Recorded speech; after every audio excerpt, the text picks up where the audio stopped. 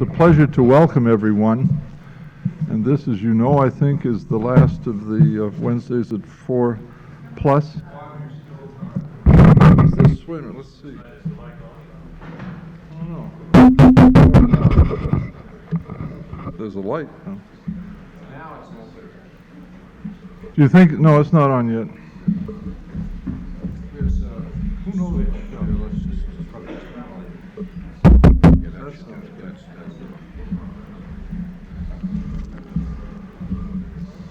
As you probably welcome, and as you probably know, this is the last of the Wednesdays at 4 plus terrific activities. And happily and fittingly, our last terrific guest is Paul Auster. His work doesn't fit in usually simple categorical boxes, simply that he is a poet of real and determining order, a remarkable translator, editor, and has most recently been involved with film. Two particular I'd like to mention are the collaborations with Wayne Wang, one of which will come out this June, Smoke, and also with that same fellow worker, one in October called Blue in the Face. So that again, one recognizes immediately that not simply the thing this remarkable person does changes in some, that the product necessarily is always the point, but the agency, the way in which he imagines, creates, and makes a world is that's to me where the crucial address is.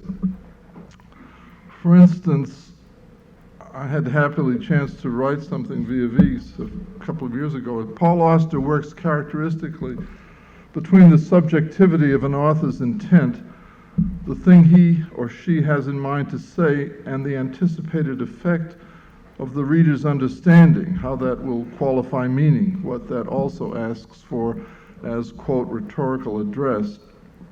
It is not so much in the syntactic or situational disposition of words that he concentrates his efforts. Rather, he works to make clear contexts, cases, factors of human situation, paradigmatic demonstrations of relationship. If you give it a meaning, it has a meaning, is the way Wittgenstein put it. In this respect, Auster engages preoccupations of philosophy as do Kafka or Celan, both writers who had significant effect on him and concerning whose work he has written articulately. His book of essays, which I note is now out in a happily expanded edition, with the added material of a recent work called The Red Notebook. So I certainly recommend that to you, and we'll hear happily some of it today. His book of essays, with its Kafkaesque title, The Art of Hunger, is a useful advice of such locating interests. Habez, Reznikov, and Laura Riding are others whose work he has used.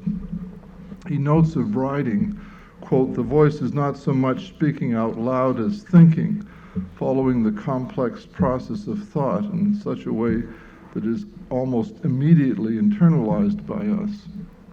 I think there too one might have useful, put useful emphasis on that way in which not simply the imagination as though that were a feeling or a projection of image, let's say simply, but how that in mind in one's own head translates to a that in mind or this in mind in someone else's. How does it get there? Do you see, or how does it become thus real for you? That seems to me an immensely specific part of his undertaking. Thinking of this variousness, I also have long been attracted, as I think I mentioned, to his work as a translator, because I think that's crucial or initial. One of the most remarkable books he's thus done, or translated literally, is Mallarmé's A Tomb for Anatole,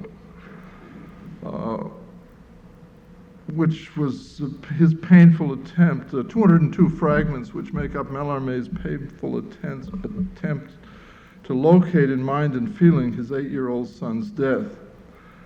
From Mallarmé's letters, one knows well how complex and displacing this despairing time was for him, as his attempt to make a means for the irrevocable loss to be admitted. A Tomb for Anatole grasps as it can Mallarmé's intense and conflicting emotions at the prospect of his son's dying, and then, in its fact, what survives is, as Auster calls it, quote, a kind of urtext, the raw data of the poetic process, unquote. What I found remarkable, magnificent, in fact, was Paul Auster's ability to arrive at a translation, literally, that continued and made those terms of complex, impossible to resolve feeling so substantial. Paul Auster's formal resources have therefore long been decisive. The creation of such a structure some years ago now as the invention of solitude, his, again, unique memoir, or whatever one chooses thus to call it, is sufficient evidence. It is also, as all that he has written, an emphatic advice of his address as a writer, which is not only to tell the story, but to tell the story of the story in so doing. It is a place he is after, a, quote, point in space, unquote, which can, as Wittgenstein put it, be, quote, a place for an argument, unquote. That is what, quote, thought, unquote, quote, thinks, unquote, and in doing so it comes to the initiation of its, quote, grounds for inquiry, unquote, the reality which it would define. Ours is much concerned with paternity still. It seemed to me interesting that in so many of the narratives, a crucial term or presence is that of the fact of father and of son, initial son, initial father. Ours is much concerned with paternity still, not simply who it was that fathered us, but what that then made the case, did for or to or with us. How shall we know ourselves as if this is not known? O fathers and teachers, unquote. Please welcome Paul Auster.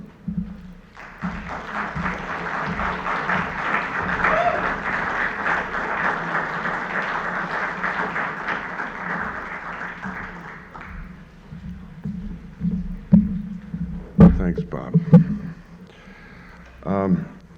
Since it's very frustrating to read excerpts from novels, I thought I would read the entire Red Notebook, which maybe some of you or most of you don't know. It's about 30 pages, so it should take about an hour to read it, maybe 45, 50 minutes, I'm not exactly sure. It's self-explanatory. You'll see what it's all about. And it's in 13 sections, so I'll just read right from the start to the end. 1. In 1972, a close friend of mine ran into trouble with the law.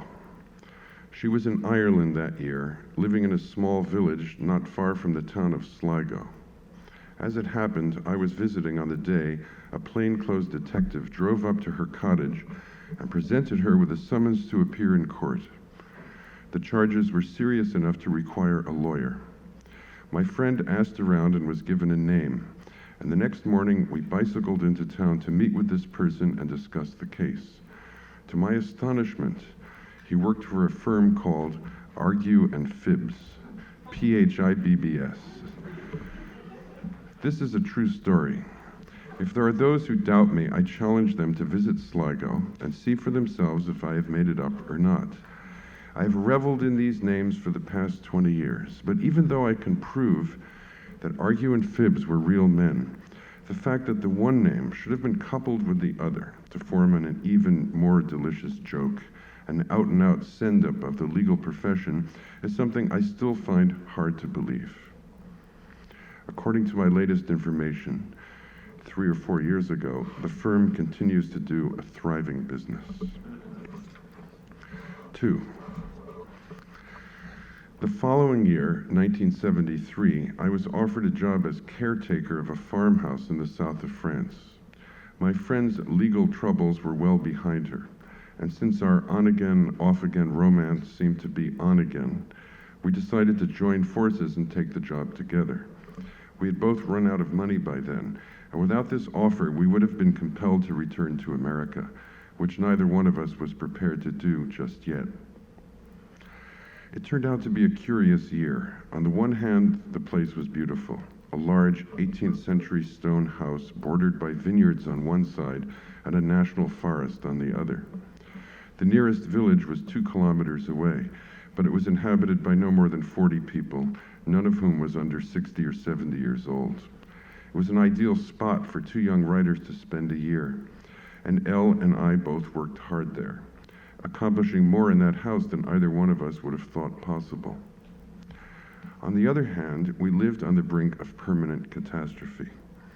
Our employers, an American couple who lived in Paris, sent us a small monthly salary, $50, a gas allowance for the car, and money to feed the 2 Labrador retrievers who were part of the household. All in all, it was a generous arrangement. There was no rent to pay, and even if our salary fell short of what we needed to live on, it gave us a head start on each month's expenses. Our plan was to earn the rest by doing translations. Before leaving Paris and settling in the country, we had set up a number of jobs to see us through the year. What we had neglected to take into account was that publishers are often slow to pay their bills.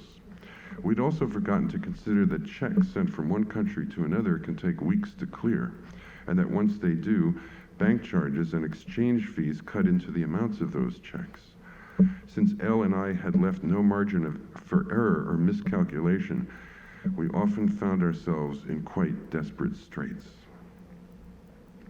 I remember savage nicotine fits, my body numb with need as I scrounged among sofa cushions and crawled behind cupboards in search of loose coins. For 18 centimes, about 3.5 cents, you could buy a brand of cigarettes called Parisienne, which were sold in packs of 4. I remember feeding the dogs and thinking that they ate better than I did. I remember conversations with Elle when we seriously considered opening a can of dog food and eating it for dinner.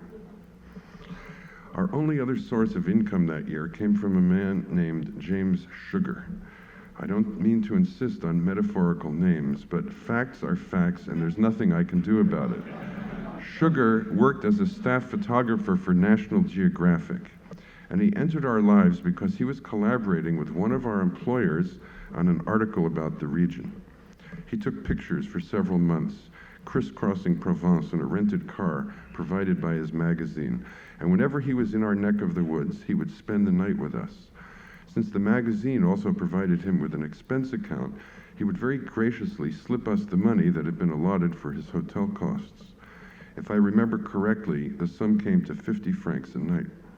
In effect, Elle and I became his private innkeepers, and since Sugar was an amiable man into the bargain, we were always glad to see him.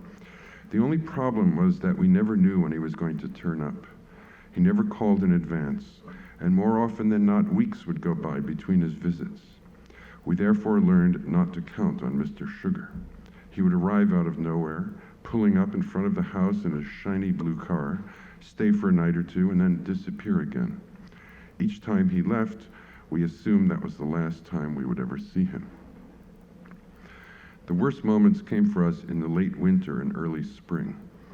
Checks failed to arrive. One of the dogs was stolen, and little by little we ate our way through the stockpile of food in the kitchen. In the end, we had nothing left but a bag of onions, a bottle of cooking oil, and a packaged pie crust that someone had bought before we ever moved into the house, a stale remnant from the previous summer. Elle and I held out all morning and into the afternoon, but by 2:30 hunger had gotten the better of us, and so we went into the kitchen to prepare our last meal. Given the paucity of elements we had to work with, an onion pie was the only dish that made sense. After our concoction had been in the oven for what seemed a sufficient length of time, we took it out, set it on the table, and dug in. Against all our expectations, we both found it delicious. I think we even went so far as to say that it was the best food we had ever tasted. But no doubt that was a ruse, a feeble attempt to keep our spirits up. Once we had chewed a little more, however, disappointment set in. Reluctantly, ever so reluctantly, we were forced to admit that the pie had not yet cooked through, that the center was still too cold to eat. There was nothing to be done but put it back in the oven for another 10 or 15 minutes. Considering how hungry we were, and considering that our salivary glands had just been activated, relinquishing the pie was not easy. To stifle our impatience, we went outside for a brief stroll, thinking the time would pass more quickly if we removed ourselves from the good smells in the kitchen. As I remember it, we circled the house once, perhaps twice. Perhaps we drifted into a deep conversation about something, I can't remember. But however it happened, and however long we were gone, by the time we entered the house again, the kitchen was filled with smoke. We rushed to the oven and pulled out the pie, but it was too late. Our meal was dead. It had been incinerated, burned to a charred and blackened mass, and not one morsel could be salvaged. It sounds like a funny story now, but at the time it was anything but funny. We had fallen into a dark hole, and neither one of us could think of a way to get out. In all my years of struggling to be a man, I doubt there has ever been a moment when I felt less inclined to laugh or crack jokes. This was really the end, and it was a terrible and frightening place to be. That was at 4 o'clock in the afternoon. Less than an hour later, the errant Mr. Sugar suddenly appeared, driving up to the house in a cloud of dust, gravel and dirt crunching all around him. If I think about it hard enough, I can still see the naive and goofy smile on his face as he bounced out of the car and said hello. It was a miracle. It was a genuine miracle, and I was there to witness it with my own eyes, to live it in my own flesh. Until that moment, I had thought those things happened only in books. Sugar treated us to dinner that night in a 2-star restaurant. We ate copiously and well. We emptied several bottles of wine. We laughed our heads off. And yet, delicious as that food might have been, I can't remember a thing about it. But I have never forgotten the taste of the onion pie. 3. Not long after I returned to New York, July 1974, a friend told me the following story. It was set in Yugoslavia during what must have been the last months of the Second World War. S.'s uncle was a member of a Serbian partisan group that fought against the Nazi occupation. One morning, he and his comrades woke up to find themselves surrounded by German troops. They were holed up in a farmhouse somewhere in the country. A foot of snow lay on the ground, and there was no escape. Not knowing what else to do, the men decided to draw lots. Their plan was to burst out of the farmhouse one by one, dash through the snow, and see if they couldn't make it to safety. According to the results of the draw, S.'s uncle was supposed to go third. He watched through the window as the first man ran out into the snow-covered field. There was a barrage of machine gun fire from across the woods, and the man was cut down. A moment later, the second man ran out, and the same thing happened. The machine guns blasted, and he fell down dead in the snow. Then it was my friend's uncle's turn. I don't know if he hesitated at the doorway. I don't know what thoughts were pounding through his head at that moment. The only thing I was told was that he started to run, charging through the snow for all he was worth. It seemed as if he ran forever. Then, suddenly, he felt pain in his leg. A second after that, an overpowering warmth spread through his body, and a second after that, he lost consciousness. When he woke up, he found himself lying on his back in a peasant's cart. He had no idea how much time had elapsed, no idea of how he had been rescued. He had simply opened his eyes, and there he was, lying in a cart that some horse or mule was pulling down a country road, staring up at the back of a peasant's head.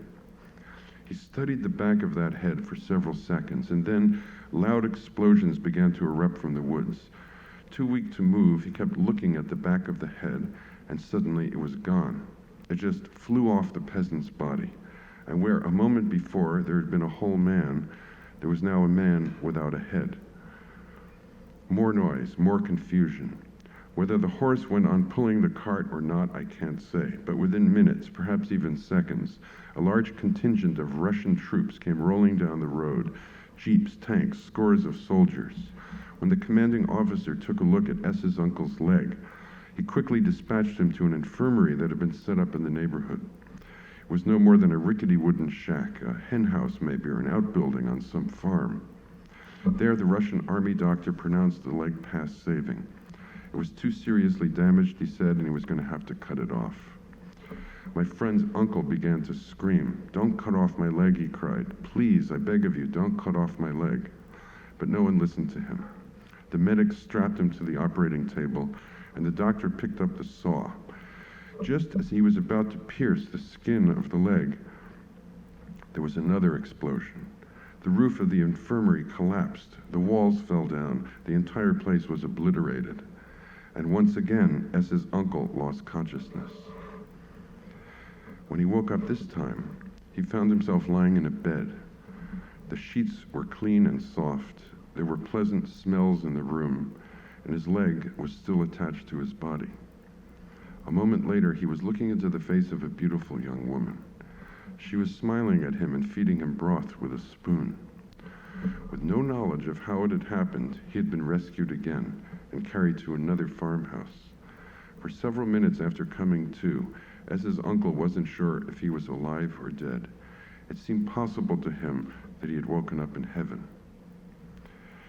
He stayed on in the house during his recovery and fell in love with a beautiful young woman. But nothing ever came of that romance. I wish I could say why, but S never filled me in on the details. What I do know is that his uncle kept his leg, and that once the war was over, he moved to America to begin a new life. Somehow or other, the circumstances are obscure to me. He wound up as an insurance salesman in Chicago. 4. Elle and I were married in 1974. Our son was born in 1977, but by the following year our marriage had ended. None of that is relevant now, except to set the scene for an incident that took place in the spring of 1980. We were both living in Brooklyn then, about 3 or 4 blocks from each other, and our son divided his time between the 2 apartments. One morning, I had to stop by Elle's house to pick up Daniel and walk him to nursery school. I can't remember if I went inside the building or if Daniel came down the stairs himself, but I vividly recall that just as we were about to walk off together, Elle opened the window of her 3rd-floor apartment to throw me some money. Why she did that is also forgotten.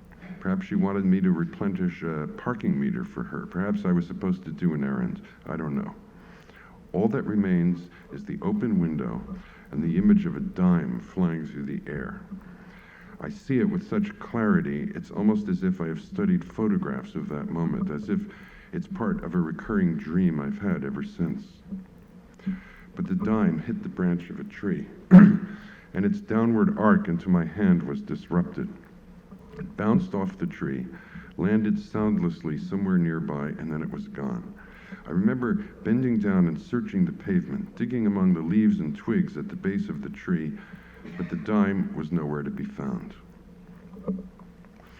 I can place that event in early spring because I know that later the same day I attended a baseball game at Shea Stadium, the opening game of the season. A friend of mine had been offered tickets, and he had generously invited me to go along with him. I'd never been to an opening game before, and I remember the occasion well. We arrived early, something about collecting the tickets at a certain window, and as my friend went off to complete the transaction, I waited for him outside one of the entrances to the stadium. Not a single soul was around. I ducked into a little alcove to light a cigarette. A strong wind was blowing that day, and there, sitting on the ground, not 2 inches from my feet, was a dime. I bent down, picked it up, and put it in my pocket. Ridiculous as it might sound, I felt certain that it was the same dime I had lost in Brooklyn that morning. 5.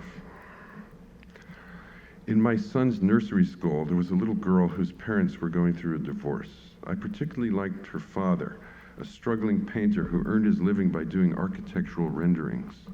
His paintings were quite beautiful, I thought, but he never had much luck in convincing dealers to support his work. The one time he did have a show, the gallery promptly went out of business. B was not an intimate friend, but we enjoyed each other's company, and whenever I saw him, I would return home with renewed admiration for his steadfastness and inner calm. He was not a man who grumbled or felt sorry for himself. However gloomy things had become for him in recent years, endless money problems, lack of artistic success, threats of eviction from his landlord, difficulties with his ex-wife, none of it seemed to throw him off course.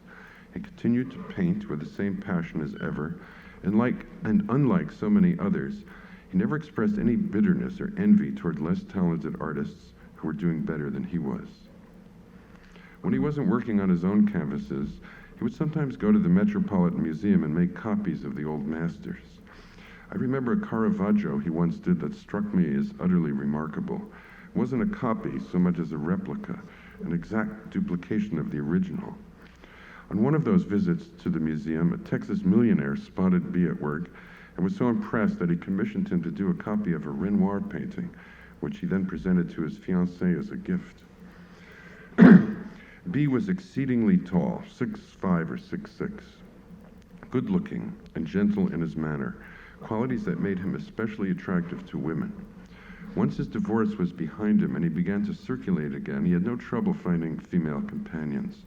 I only saw him about 2 or 3 times a year, but each time I did, there was another woman in his life. All of them were obviously mad for him. He had only to watch them looking at B to know how they felt.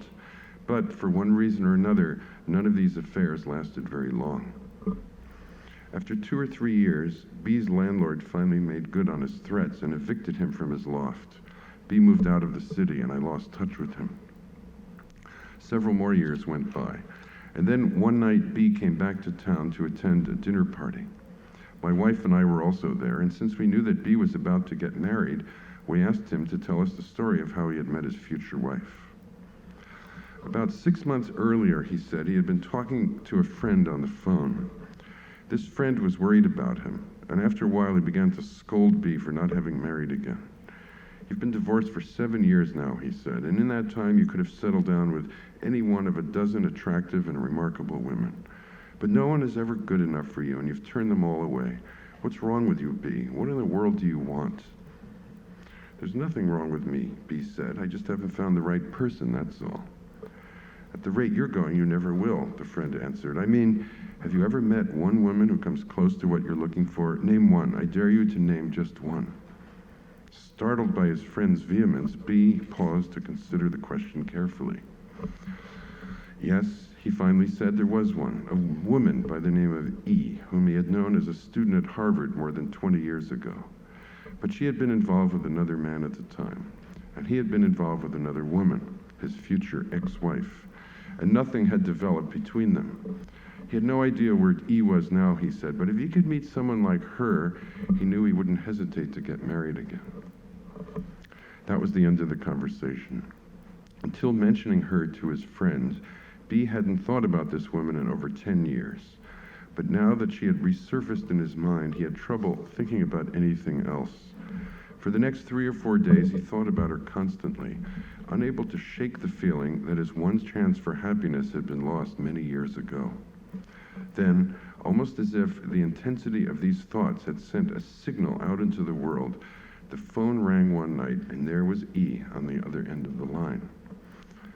B kept her on the phone for more than 3 hours. He scarcely knew what he said to her, but he went on talking until past midnight, understanding that something momentous had happened and that he mustn't let her escape again. After graduating from college, E had joined a dance company, and for the past 20 years she had devoted herself exclusively to her career. She had never married, and now that she was about to retire as a performer, she was calling old friends from her past, trying to make contact with the world again. She had no family. Her parents had been killed in a car crash when she was a small girl, and had been raised by 2 aunts, both of whom were now dead. B arranged to see her the next night. Once they were together, it didn't take long for him to discover that his feelings for her were just as strong as he had imagined. He fell in love with her all over again, and several weeks later, they were engaged to be married. To make the story even more perfect, it turned out that E was independently wealthy. Her aunts had been rich, and after they died, she had inherited all their money, which meant that not only had B found true love, but the crushing money problems that had plagued him for so many years had suddenly vanished, all in one fell swoop. A year or two after the wedding, they had a child. At last report, mother, father, and baby were doing just fine. 6.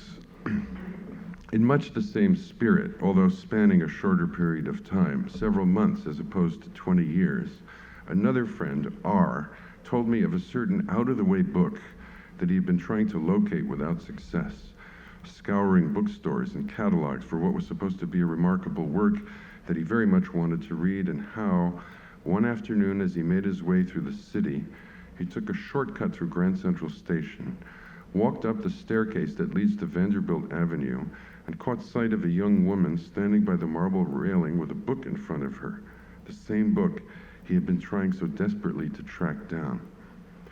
Although he is not someone who normally speaks to strangers, R was too stunned by the coincidence to remain silent. "Believe it or not," he said to the young woman, "I've been looking everywhere for that book." "It's wonderful," the young woman answered. "I just finished reading it." "Do you know where I could find another copy?" R asked. "I can't tell you how much it would mean to me." "This one is for you," the woman answered. "But it's yours," R said. "It was mine," the woman said, "but now I'm finished with it. I came here today to give it to you." 7. 12 years ago, my wife's sister went off to live in Taiwan. Her intention was to study Chinese, which she now speaks with breathtaking fluency, and to support herself by giving English lessons to native Chinese speakers in Taipei. That was approximately 1 year before I met my wife, who was then a graduate student at Columbia University. One day, my future sister-in-law was talking to an American friend, a young woman who had also gone to Taipei to study Chinese. The conversation came around to the subject of their families back home, which in turn led to the following exchange. "I have a sister who lives in New York," my future sister-in-law said. "So do I," her friend answered. "My sister lives on the Upper West Side." "So does mine." "My sister lives on West 109th Street." "Believe it or not, so does mine." "My sister lives at 309 West 109th Street." "So does mine."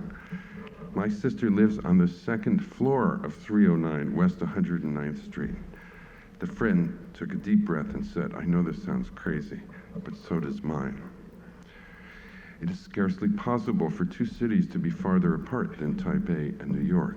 They are at opposite ends of the earth, separated by a distance of more than 10,000 miles, and when it is day in one, it is night in the other.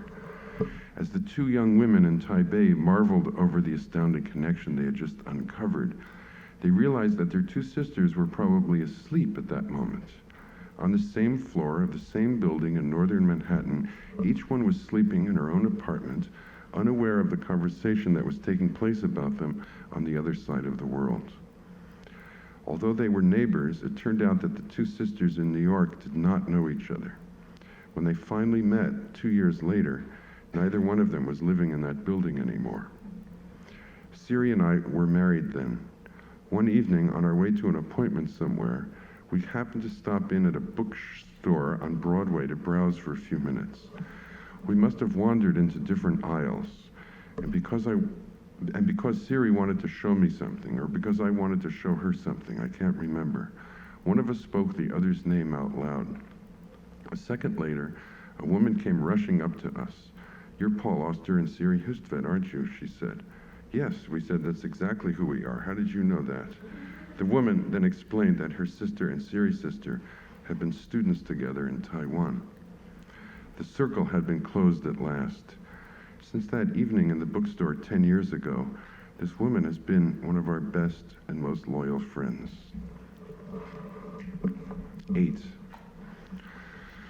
3 summers ago, a letter turned up in my mailbox.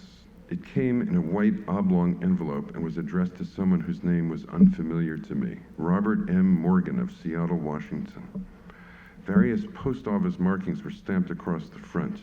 Not deliverable, unable to forward, return to writer. Mr. Morgan's name had been crossed out with a pen, and beside it someone had written, "Not at this address." Drawn in the same blue ink, an arrow pointed to the upper left-hand corner of the envelope, accompanied by the words, "Return to sender." Assuming that the post office had made a mistake, I checked the upper left-hand corner to see who the sender was.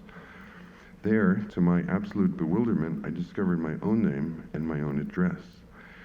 Not only that, but this information was printed on a custom-made address label, one of those labels you can order in packs of 200 from advertisements on matchbook covers. The spelling of my name was correct. The address was my address, and yet the fact was, and still is, that I have never owned or ordered a set of printed address labels in my life. Inside, there was a single-spaced typewritten letter that began, "Dear Robert, in response to your letter dated July 15, 1989, I can only say that, like other authors, I often receive letters concerning my work." Then, in a bombastic, pretentious style, riddled with quotations from French philosophers and oozing with a tone of conceit and self-satisfaction, the letter writer went on to praise Robert for the ideas he had developed about one of my books in a college course on the contemporary novel. It was a contemptible letter, the kind of letter I would never dream of writing to anyone, and yet it was signed with my name. The handwriting did not resemble mine, but that was small comfort. Someone was out there trying to impersonate me, and as far as I know, he still is. One friend suggested that this was an example of mail art. Knowing that the letter could not be delivered to Robert Morgan, since there was no such person, the author of the letter was actually addressing his remarks to me. But that would imply an unwarranted faith in the U.S. Postal Service. And I doubt that someone who would go to the trouble of ordering address labels in my name and then sitting down to write such an arrogant, high-flown letter would leave anything to chance. Or would he?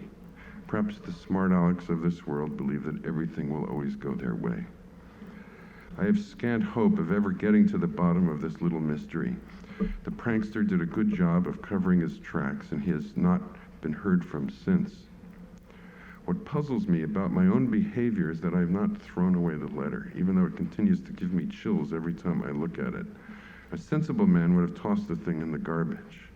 Instead, for reasons I do not understand, I have kept it on my work table for the past 3 years, allowing it to become a permanent fixture among my pens and notebooks and erasers. Perhaps I keep it there as a monument to my own folly. Perhaps it is a way to remind myself that I know nothing, that the world I live in will go on escaping me forever. 9. One of my closest friends is a French poet by the name of C.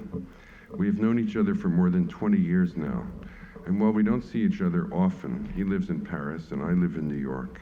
The bond between us remains strong. It is a fraternal bond somehow, as if in some former life we had actually been brothers. C is a man of manifold contradictions. He is both open to the world and shut off from it, a charismatic figure with scores of friends everywhere, legendary for his kindness, his humor, his sparkling conversation, and yet someone who has been wounded by life, who struggles to perform the simple tasks that most other people take for granted. An exceptionally gifted poet and thinker about poetry, C is nevertheless hampered by frequent writing blocks, streaks of morbid self-doubt, and surprisingly, for someone who is so generous, so profoundly lacking in mean-spiritedness, a capacity for long-standing grudges and quarrels, usually over some trifle or abstract principle. No one is more universally admired than C.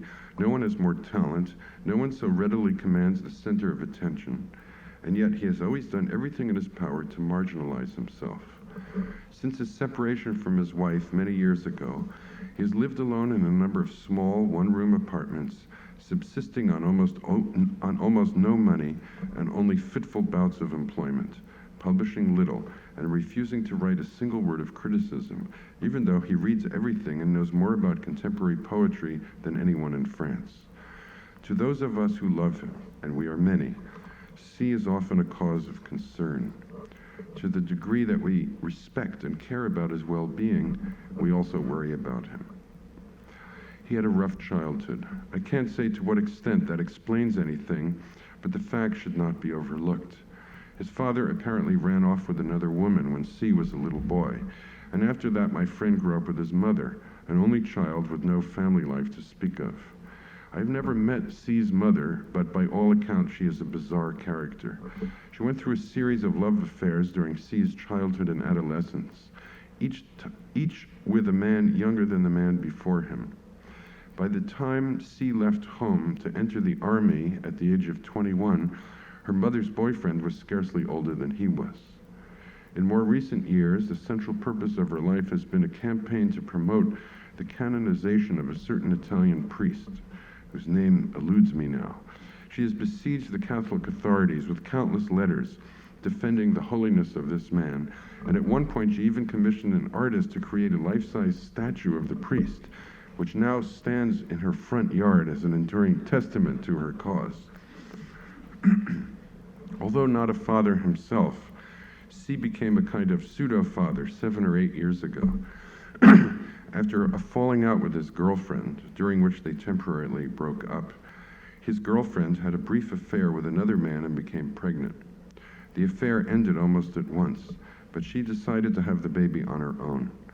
A little girl was born, and even though C is not her real father, he has devoted himself to her since the day of her birth and adores her as if she were his own flesh and blood. One day, about 4 years ago, C happened to be visiting a friend. In the apartment there was a Minitel, a small computer given out free by the French telephone company.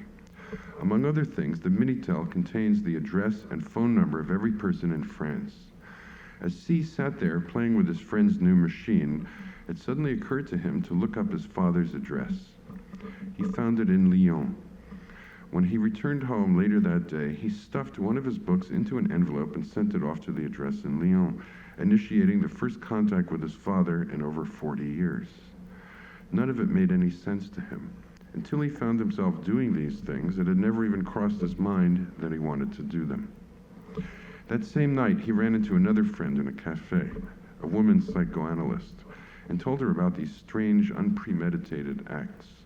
It was as if he had felt his father calling out to him, he said, as if some uncanny force had unleashed itself inside him. Considering that he had absolutely no memories of the man, he couldn't even begin to guess when they had last seen each other. The woman thought for a moment and said, "How old is Elle?" referring to C's girlfriend's daughter.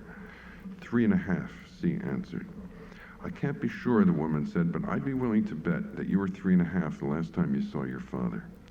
I say that because you love Elle so much. Your identification with her is very strong, and you're reliving your life through her."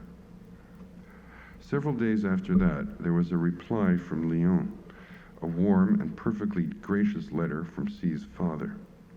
After thanking C for the book, he went on to tell him how proud he was to learn that his son had grown up to become a writer. By pure coincidence, he added, the package had been mailed on his birthday, and he was very moved by the symbolism of the gesture. None of this tallied with the stories C had heard throughout his childhood. According to his mother, his father was a monster of selfishness who had walked out on her for a slut and had never wanted anything to do with his son. C had believed these stories and therefore had shied away from any contact with his father. Now, on the strength of this letter, he no longer knew what to believe. He decided to write back. The tone of his response was guarded, but nevertheless it was a response. Within days, he received another reply, and this second letter was just as warm and gracious as the first had been. C and his father began a correspondence. It went on for a month or two, and eventually C began to consider traveling down to Lyon to meet his father face to face. Before he could make any definite plans, he received a letter from his father's wife informing him that his father was dead. He had been in ill health for the past several years, she wrote, but the recent exchange of letters with C had given him great happiness, and his last days had been filled with optimism and joy. It was at this moment that I first heard about the incredible reversals that had taken place in C's life. Sitting on the train from Paris to Lyon, on his way to visit his stepmother for the first time, he wrote me a letter that sketched out the story of the past month. His handwriting reflected each jolt of the tracks, as if the speed of the train were an exact image of the thoughts racing through his head. As he put it somewhere in that letter, I feel as if I've become a character in one of your novels. His father's wife could not have been friendlier to him during the visit. Among other things, C learned that his father had suffered a heart attack on the morning of his last birthday, the same day that C had looked up his address on the Minitel, and that, yes, C had been precisely 3.5 years old at the time of his parents' divorce. His stepmother then went on to tell him the story of his life from his father's point of view, which contradicted everything his mother had ever told him. In this version, it was his mother who had walked out on his father. It was his mother who had forbidden his father from seeing him. It was his mother who had broken his father's heart. She told C how his father would come around to the schoolyard when he was a little boy to look at him through the fence. C remembered that man, but not knowing who he was, he had been afraid. C's life had now become two lives. There was version A and version B, and both of them were his story. He had lived them both in equal measure, two truths that canceled each other out, and all along, without even knowing it, he had been stranded in the middle. His father had owned a small stationery store, the usual stock of paper and writing materials, along with a rental library of popular books. The business had earned him a living, but not much more than that, and the estate he left behind was quite modest. The numbers are unimportant, however. What counts is that C's stepmother, by then an old woman, insisted on splitting the money with him half and half. There was nothing in the will that required her to do that, and morally speaking, she needn't have parted with a single penny of her husband's savings. She did it because she wanted to, because it made her happier to share the money than to keep it for herself. 10. In thinking about friendship, particularly about how some friendships endure and others don't, I am reminded of the fact that in all my years of driving, I have had just 4 flat tires, and that on each of these occasions, the same person was in the car with me, in 3 different countries, spread out over a period of 8 or 9 years. Jay was a college friend, and though there was always an edge of unease and conflict in our relations, for a time we were close. One spring, while we were still undergraduates, we borrowed my father's ancient station wagon and drove up into the wilderness of Quebec. The seasons changed more slowly in that part of the world, and winter was not yet over. The first flat tire did not present a problem. We were equipped with a spare. But when a second tire blew out less than an hour later, we were stranded in the bleak and frigid countryside for most of the day. At the time, I shrugged off the incident as a piece of bad luck. But 4 or 5 years later, when Jay came to France to visit the house where Elle and I were working as caretakers, in miserable condition, inert with depression and self-pity, unaware that he was overstaying his welcome with us, the same thing happened. We went to Aix-en-Provence for the day, a drive of about 2 hours, and coming back late that night on a dark backcountry road, we had another flat. Just a coincidence, I thought, and then pushed the event out of my mind. But then, 4 years after that, in the waning months of my marriage to Elle, Jay came to visit us again, this time in New York State, where Elle and I were living with. Just then, as I waited for a car to pass by, I heard the unmistakable hiss of escaping air. Another tire had gone flat, and this time we hadn't even left the house. Jay and I both laughed, of course, but the truth is that our friendship never really recovered from that 4th flat tire. I'm not saying that the flat tires were responsible for our drifting apart, but in some perverse way they were an emblem of how things had always stood between us, the sign of some impalpable curse. I don't want to exaggerate, but even now I can't quite bring myself to reject those flat tires as meaningless. For the fact is that Jay and I have lost contact, and we have not spoken to each other in more than 10 years. 11. In 1990, I found myself in Paris again for a few days. One afternoon, I stopped by the office of a friend to say hello and was introduced to a Czech woman in her late 40s or early 50s, an art historian who happened to be a friend of my friend. She was an attractive and vivacious person, I remember, but since she was on the point of leaving when I walked in, I spent no more than 5 or 10 minutes in her company. As usually happens in such situations, we talked about nothing of any importance, a town we both knew in America, the subject of a book she was reading, the weather. Then we shook hands, she walked out the door, and I have never seen her again. After she was gone, the friend I had come to visit leaned back in her chair and said, "Do you want to hear a good story?" "Of course," I said. "I'm always interested in good stories." "I like my friend very much," she continued, "so don't get the wrong idea. I'm not trying to spread gossip about her. It's just that I feel you have a right to know this." "Are you sure?" "Yes, I'm sure, but you have to promise me one thing. If you ever write the story, you mustn't use anyone's name." "I promise," I said. And so my friend let me in on the secret. From start to finish, it couldn't have taken her more than 3 minutes to tell the story I am about to tell now. The woman I had just met was born in Prague during the war. When she was still a baby, her father was captured, impressed into the German army, and shipped off to the Russian front. She and her mother never heard from him again. They received no letters, no news to tell them if he was alive or dead, nothing. The war just swallowed him up, and he vanished without a trace. Years passed. The girl grew up. She completed her studies at the university and became a professor of art history. According to my friend, she ran into trouble with the government during the Soviet crackdown in the late 60s, but exactly what kind of trouble was never made clear to me. Given the stories I know about what happened to other people during that time, it is not very difficult to guess. At some point, she was allowed to begin teaching again. In one of her classes, there was an exchange student from East Germany. She and this young man fell in love, and eventually they were married. Not long after the wedding, a telegram arrived announcing the death of her husband's father. The next day, she and her husband traveled to East Germany to attend the funeral. Once there, in whatever town or city it was, she learned that her now dead father-in-law had been born in Czechoslovakia.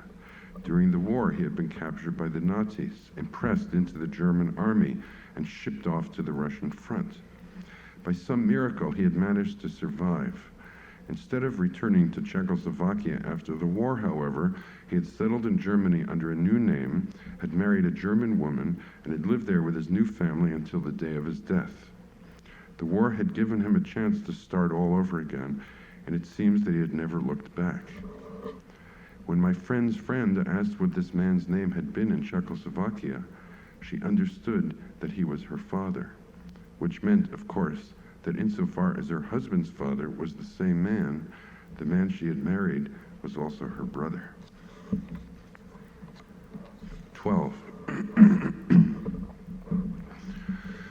One afternoon many years ago, my father's car stalled at a red light.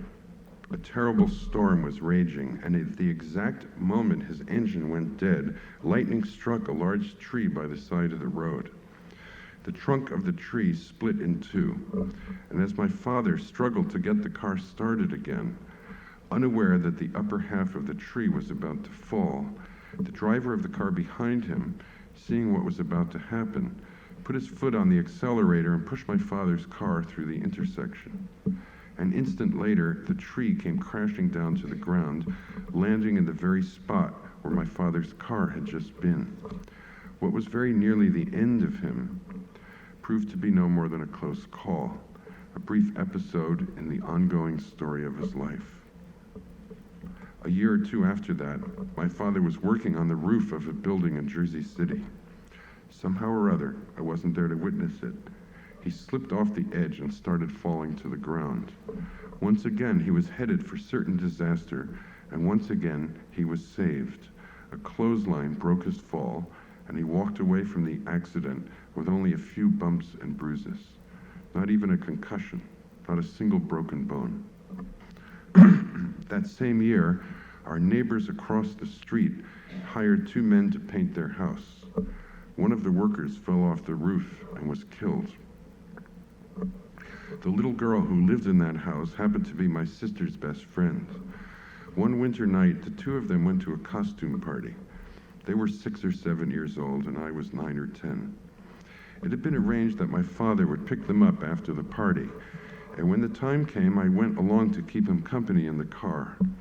It was bitter cold that night, and the roads were covered with treacherous sheets of ice. My father drove carefully, and we made the journey back and forth without incident.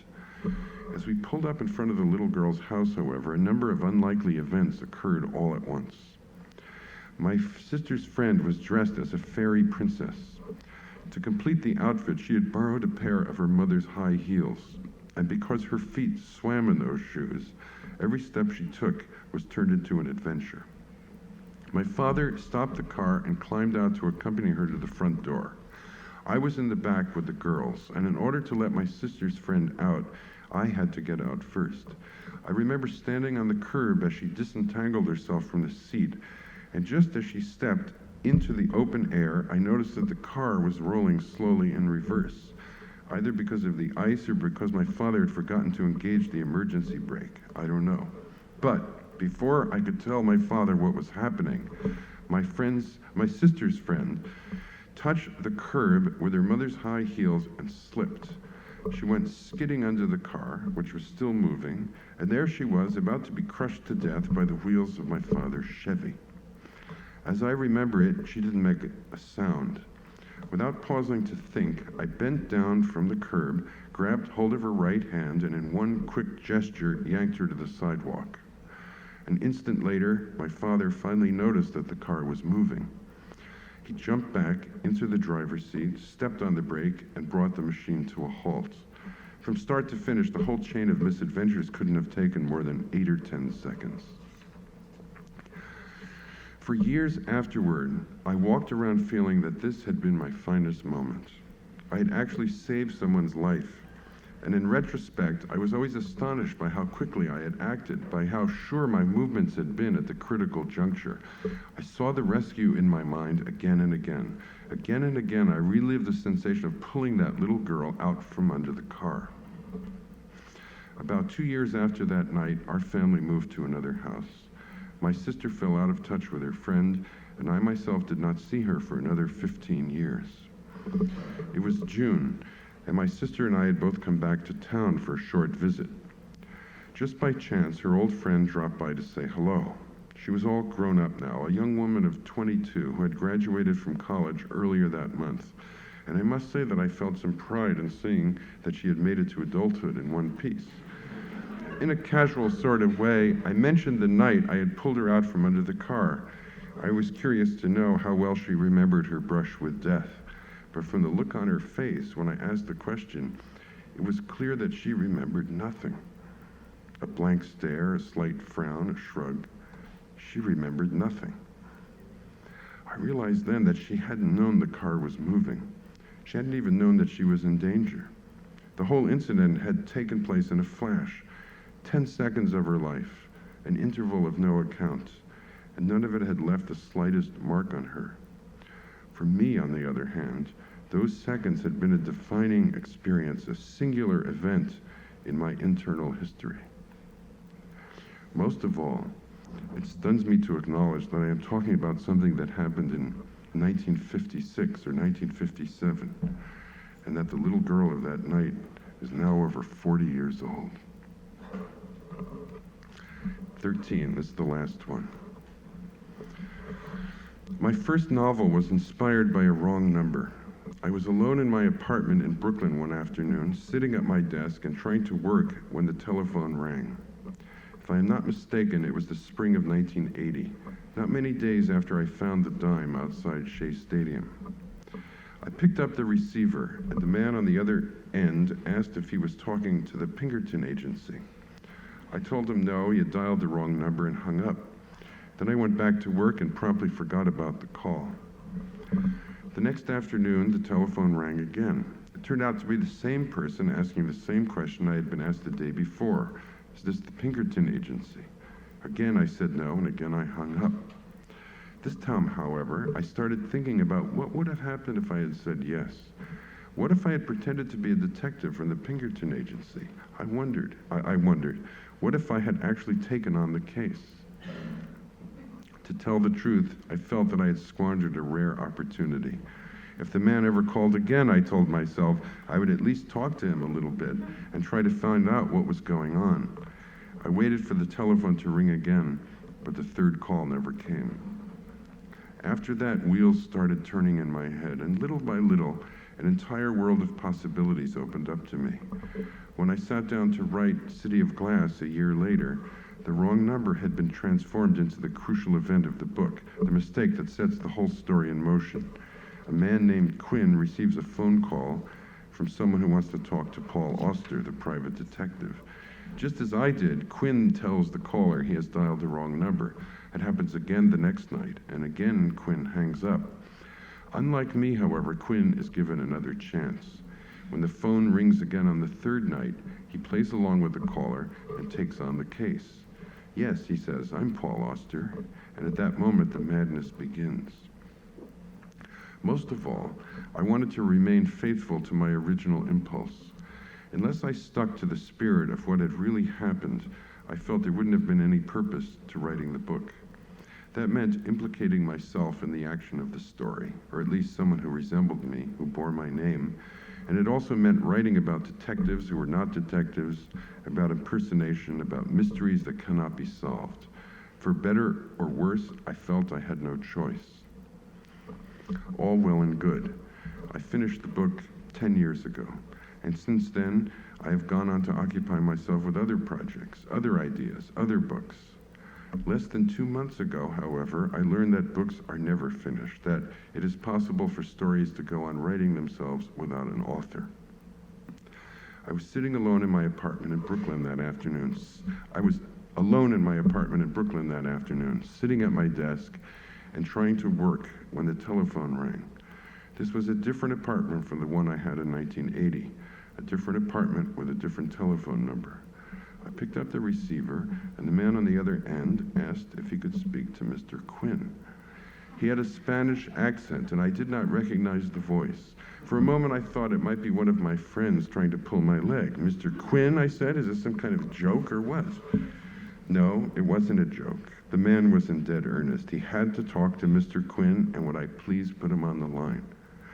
Just to make sure, I asked him to spell out the name.